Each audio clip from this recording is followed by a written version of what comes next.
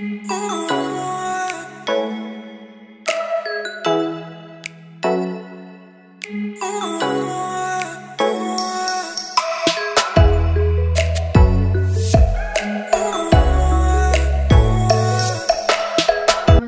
सुप्रिया, स्वागत आहे तुमचं मित्र मैत्रिणींचं अगदी नवीन अशा छान अशा मराठी ब्लॉगमध्ये।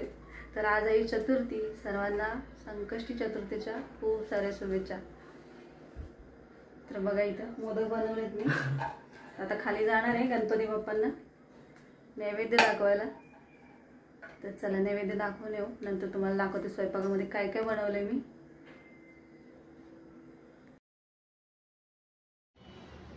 तर बघा इथं मशरूम घेतलेत, आज बनवणार आहे मशरूम मस्त असे जे गावाकडे बनवतात तव्यावरती, कांदा वगैरे टाकून,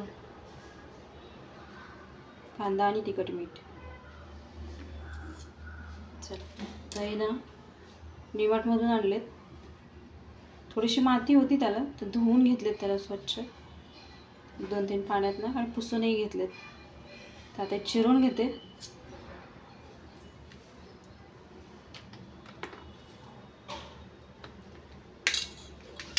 ताटातच चिरते पटपट पटपट, एकदम अशी पातळ।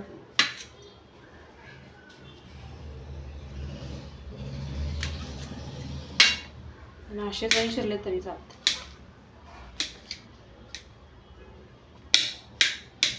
तर गावाकडे ना छान जंगलात नैसर्गिक येतात हे, त्याची चव छानच लागते।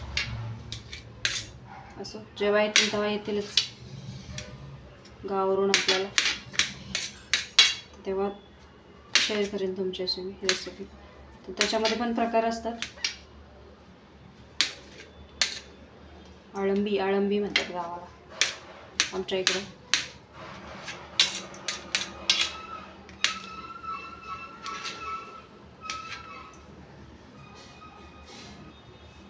मशरूम मसाला करायचा असेल ना, तसे लांब चिरायचे छान, ते दिसायलाही छान वाटतात मसाल्यात।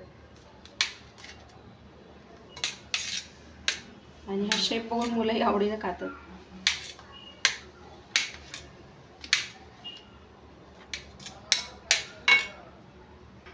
तर पाहू शकता झालेलं आता चिरून। आता कांदा पण घेते चिरून, तर ह्याला भरपूर कांदा वापरायचा।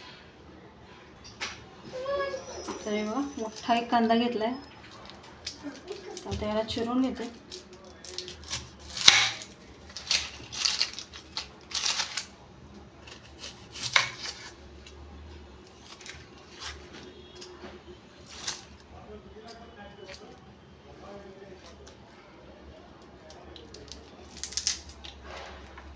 बारीक चिरून घेणार आहे मी आता।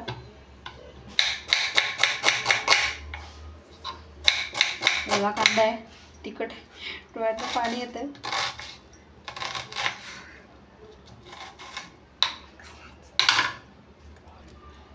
तर कांदा झालाय, तर 4 लसणाच्या पाकळ्या, तर त्याही चिरून घेणार आहे बारीक। छान आज गावरान पद्धतीचं मशरूम आळंबी। तर इथे मी भिड्याचा तवा घेतलाय, तर गॅस ऑन केलाय, तवा गरम झालाय, त्याच्यामध्ये तेल आता 2 पळी,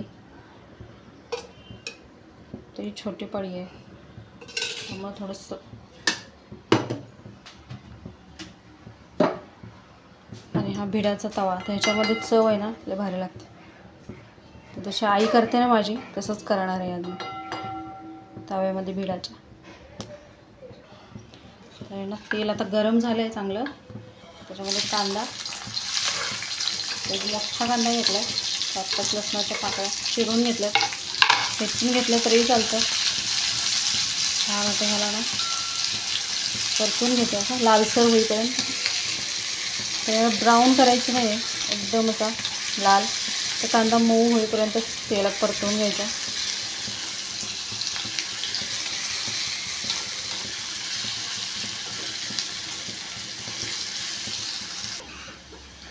तर कांदा लाल झाला आहे, तर त्याच्यामध्ये आता हा छोटा पाव चमचा हळद आणि आपलं हे कोकणी लाल तिखट मसाला, चवीनुसार, म्हणजे आपल्याला जसं तिखट कमी जास्त हवं त्याप्रमाणे, आणि त्यानंतर मिक्स करायचं चांगलं आणि नंतर त्यामध्ये आपलं ही मशरूम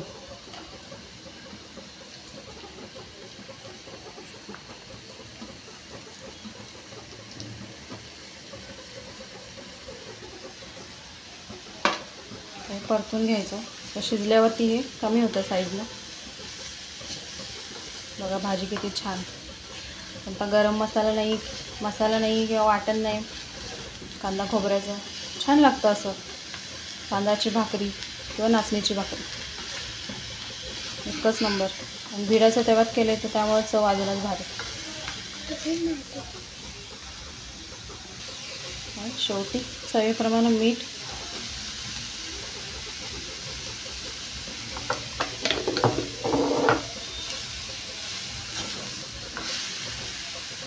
परतून घेऊन ना 1-2 मिनटं झाकण लावून ठेवून द्यायचं.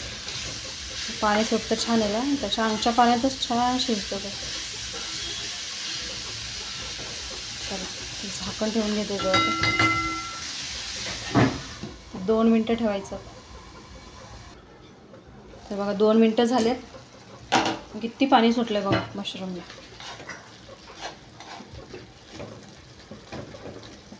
तर ही भाजी 5-10 मिनटात तयार होते. आता ओलं खोबरं घालते याच्यावरती, खोवलेलं.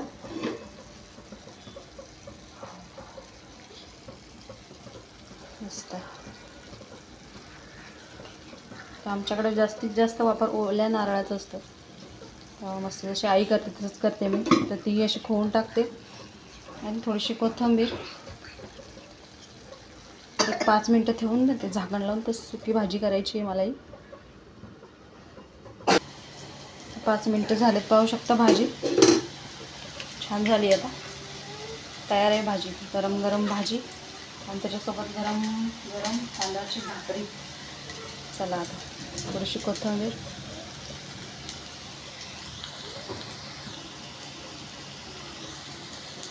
तर इकडं आहे ना डाळीची तयारी. डाळ तडका.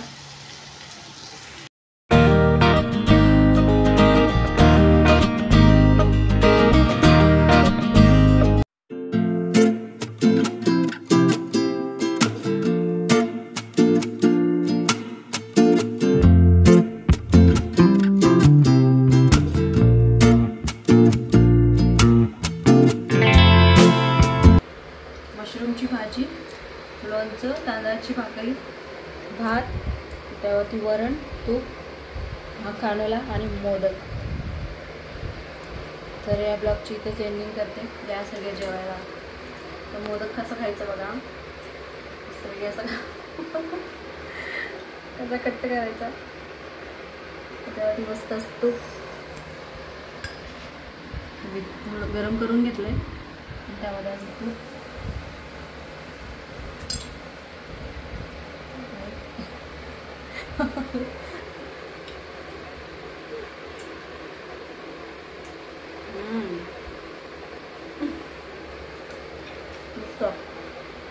कसं आहे एकदम.